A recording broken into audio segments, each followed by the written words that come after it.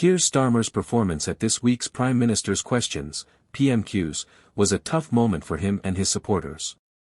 What happened in the House of Commons wasn't just a normal political debate, it turned into a heated clash that left Starmer struggling to keep up.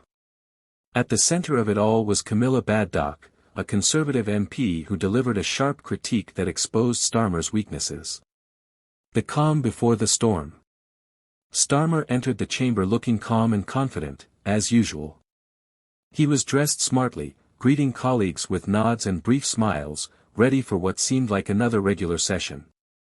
Across the room, Camilla Baddock sat quietly, clearly prepared for what was about to unfold. The atmosphere in the chamber was lively, as it usually is during PMQs. But as soon as Baddock stood to speak, the room fell quiet. Everyone could sense something big was about to happen. The first attack. Baddock started with a direct question. The Prime Minister has called for 9 inquiries in the last Parliament.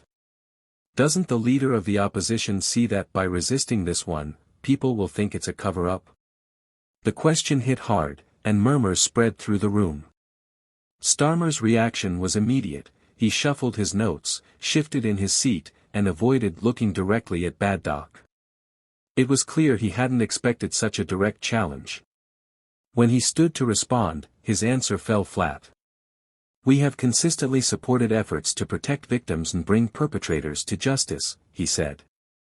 But his tone was weak, and he quickly tried to change the subject by talking about previous inquiries. The tactic didn't work. Even Labour MPs stayed quiet, their usual cheers of support noticeably absent. Meanwhile, Baddock watched calmly, ready to deliver her next blow. Baddock strikes again. Seeing Starmer struggling, Baddock pressed on. I've been fighting for the victims of abuse long before it was politically convenient for you, Sir Keir, she said, listing examples of her work to help victims. Her arguments were sharp and focused, and then she delivered the line that would dominate headlines: be a leader, not a lawyer. In just a few words, she attacked Starmer's background and suggested he lacked real leadership. The phrase echoed through the chamber, drawing reactions from MPs on both sides. The final blow. But Baddock wasn't finished. She pointed out inconsistencies in Starmer's record, saying, the previous government accepted 18 out of 20 recommendations from the J inquiry. Your claims today ignore that fact. Her closing remark was the harshest of all: I didn't send them away like a safeguarding minister. The implication was clear: while Baddock had acted to protect victims, Starmer had failed to do so. The Labour benches were visibly uncomfortable, and murmurs filled the room. Starmer's discomfort was obvious as he fumbled with his notes, searching for a strong response but failing to find one. Starmer's struggle. When Starmer spoke again, his words lacked impact. We have introduced measures to protect children, he said, but it sounded hollow. His response didn't address the core of Baddock's attack, and the silence from his own MPs made it worse. The usual cheers and jeers that fill PMQs were missing, replaced by an uneasy quiet.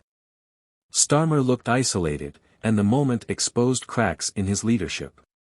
A turning point. By the end of the exchange, it was clear that Starmer had been outmatched.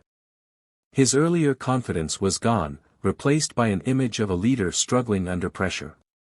In contrast, Baddock emerged as a strong, confident figure.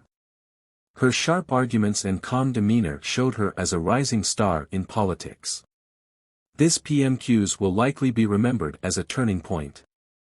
For Starmer, it raised serious questions about his leadership. For Baddock, it was a big win, cementing her reputation as a determined and capable MP. The chamber may have emptied, but the impact of this clash will be felt for a long time.